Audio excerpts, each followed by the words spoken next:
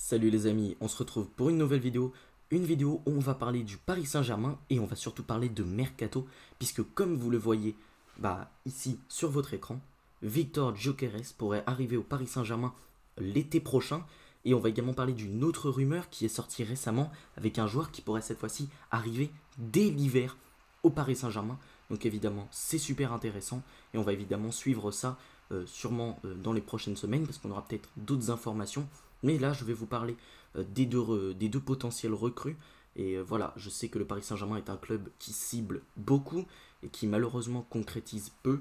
Mais là, si ça se fait, notamment pour Victor Gyökeres, je serai évidemment super content. Victor Gyökeres, bon, je vous le présente pas, hein. Il est déjà très connu. C'est un joueur d'un niveau absolument extraordinaire. Il joue au Sporting Portugal. Il coûte 70 millions d'euros. Mais je pense que si le Paris Saint-Germain veut mettre le grappin dessus, ce sera minimum pour 100 millions d'euros. En Liga Portugal, c'est 8 matchs, 11 buts, une passe décisive. Et en Ligue des Champions, c'est 2 matchs, 1 but. Donc voilà, déjà de très grosses statistiques pour Victor Gyökeres. Il s'agit donc d'un avant-centre qui performe. Hein. Ça fait déjà quelques années qu'il est très performant. Je vais vous montrer un petit peu ses données de performance complètes. Mais déjà la saison dernière, il était tout bonnement extraordinaire. Si je vous montre ses résultats totaux, on voit ici que en carrière, avec donc la Championship, la Liga Portugal, mais déjà en Championship, 121 matchs, 41 buts. En Liga Portugal, 41 matchs, 40 buts, 10 passes décisives.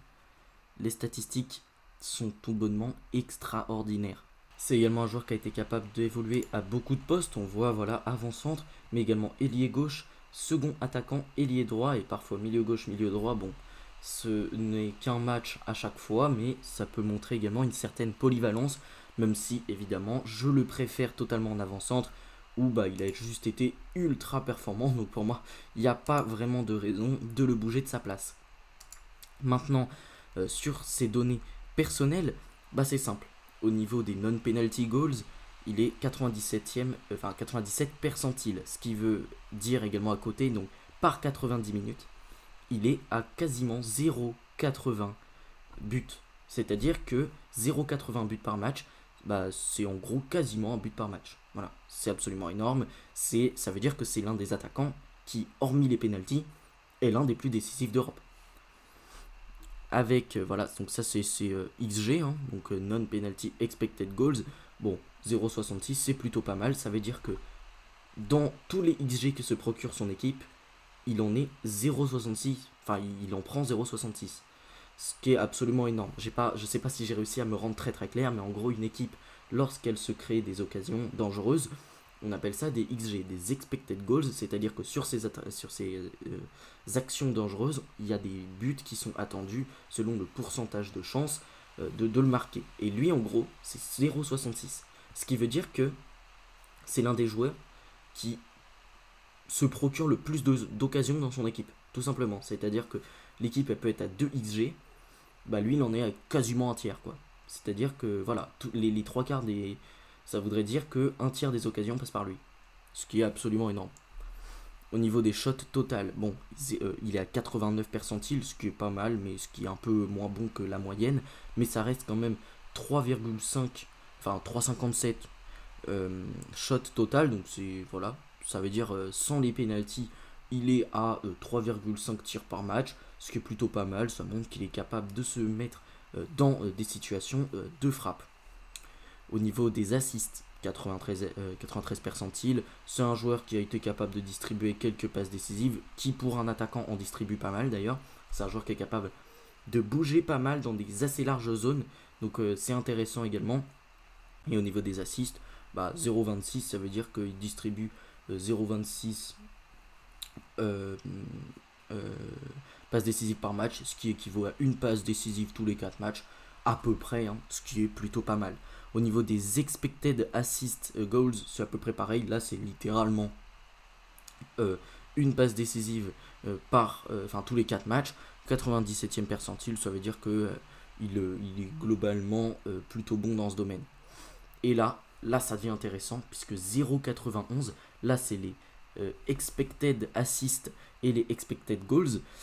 Donc 0,91, 99 percentiles. Bon, déjà, ça veut dire que c'est l'un des meilleurs en Europe. Il fait littéralement partie dans cette statistique du 1% des meilleurs en Europe au niveau des attaquants de pointe, ce qui est franchement énorme. Voilà, tout simplement, absolument énorme.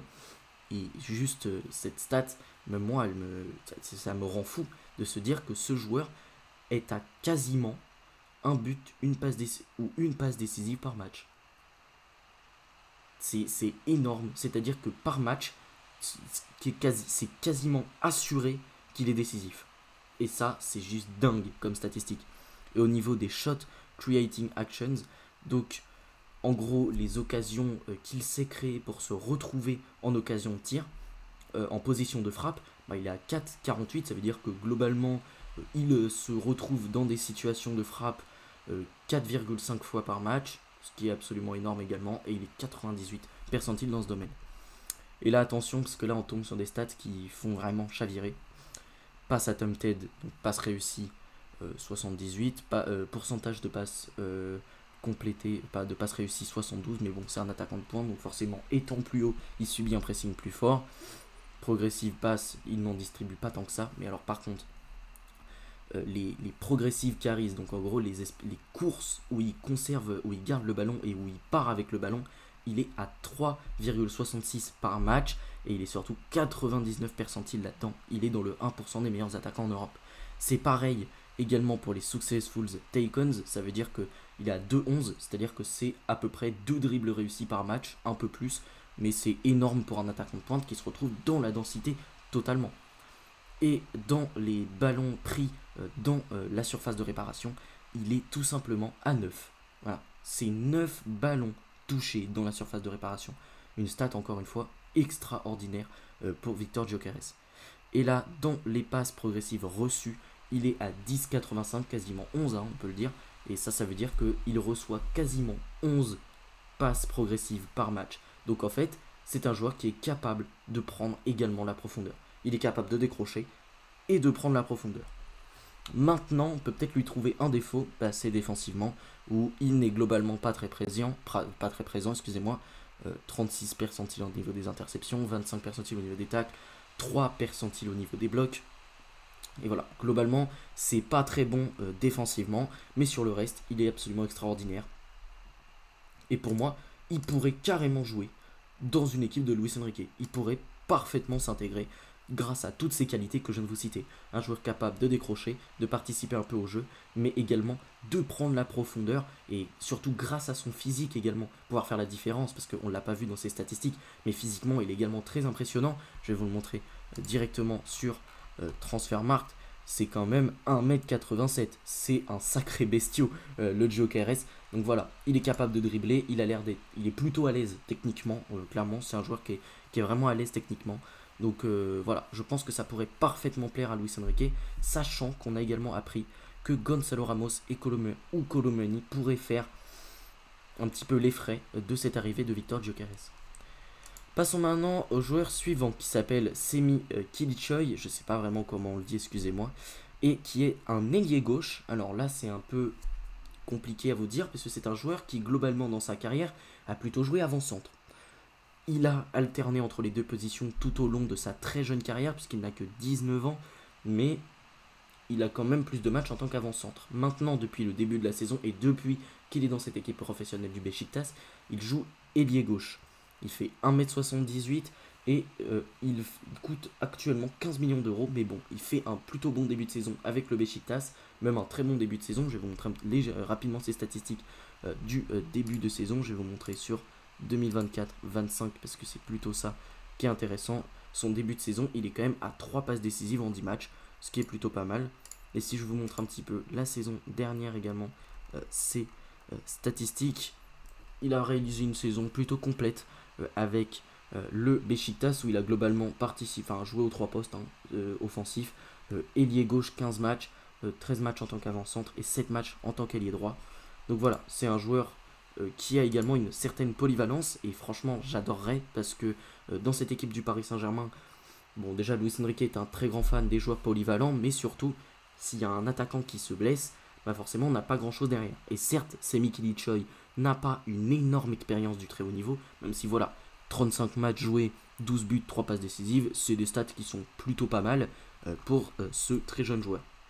Et je vous avoue, je le connaissais pas vraiment et ça m'a donné envie de m'y pencher sur ce joueur, surtout que sur FBref malheureusement je ne peux pas vous le montrer puisqu'il n'y a pas de réelles données de statistiques à propos de ce joueur. Donc moi je me suis regardé 2 matchs je crois du Beşiktaş et je me suis regardé quelques highlights et franchement il a l'air d'avoir une grosse qualité technique. Franchement sur les quelques matchs que j'ai regardé il a une belle qualité technique. Physiquement il est également intéressant, soit 1m78 mais c'est également un joueur qui voilà a l'air d'avoir du coffre. Voilà, il pourrait apporter un profil un peu différent de ce qu'on a au Paris Saint-Germain, parce que c'est pas une technique forcément ultra léchée, mais ça peut faire la différence sur son côté gauche. Il est capable de sortir quelques très beaux gestes techniques, et voilà, c'est un joueur également qui est plutôt rapide, donc ça peut être intéressant dans les prises de profondeur notamment. C'est Mikel Issoy en tant qu'attaquant de pointe, en tant qu'ailier gauche et en tant qu'ailier droit, ça pourrait pas mal dépanner, surtout s'il arrive à l'hiver, et ça m'a l'air d'être un recrutement un peu Luis Campos, en tout cas si ça se fait. Le PSG, depuis l'arrivée de Luis Campos, a été capable de recruter à l'hiver, surtout l'hiver dernier. On avait pris Moscardo et Beraldo. Là, ça pourrait être intéressant de faire ce jeune Semih Kılıçsoy. Bon, je ne me suis pas vraiment attardé sur son cas, mais comme vous l'avez compris, ça a l'air d'être un joueur plutôt intéressant. Il a quand même déjà 3 sélections avec l'équipe de Turquie, ce qui n'est pas mal du tout. Ça montre que voilà, il est déjà un petit peu reconnu. Je crois qu'il sera dans la prochaine liste de la Turquie. Je crois qu'il y est déjà d'ailleurs, parce que les listes sont déjà faites, mais je crois qu'il a été appelé. Donc voilà, joueur à suivre évidemment, et il est possible, il est même plutôt probable qu'il arrive à l'hiver, et franchement je l'espère pour ce Paris Saint-Germain, qui, je n'ai pas arrêté de le répéter, a un effectif plutôt court. Le PSG a un effectif plutôt court, et franchement on n'est pas à l'abri de blessures, de graves blessures. Donc à l'hiver, on sait que le mercato est toujours un peu plus fermé, on sait que c'est compliqué de faire des gros coups. Pourquoi pas Semih Kılıçsoy, même si évidemment je ne suis pas forcément ultra fan du profil, mais je le répète, on sera à l'hiver, donc il faut faire les recrues entre guillemets, on va faire avec ce qu'on a quoi. Et ça a l'air d'être plutôt intéressant comme joueur, et ça se trouve, il va bien se révéler durant cette première partie de saison. Ça a l'air d'être déjà bien parti, puisque voilà, statistiquement il est également intéressant au niveau de ses passes décisives, et il a été capable de marquer quelques buts la saison dernière, donc moi j'ai hâte de le voir un petit peu plus, parce que je vais peut-être me pencher un petit peu plus sur lui au fur et à mesure de la saison. Sur ce les amis, cette vidéo est terminée, j'espère qu'elle vous aura plu. Si c'est le cas, n'hésitez pas à la liker, à la commenter, surtout pour donner votre avis sur les 2 recrues potentielles que pourrait faire le Paris Saint-Germain. Je sais qu'on n'est pas du tout en période de mercato, mais n'empêche que cette information me faisait un petit peu plaisir. Et surtout les amis, n'hésitez pas à vous abonner, c'est super important pour moi, et surtout vous aurez un bon contenu foot de qualité sur ma chaîne. J'essaie de m'améliorer à chaque nouvelle vidéo, donc voilà, ça sera vraiment avec un grand plaisir si vous le faites. Sur ce, salut les amis, à la prochaine.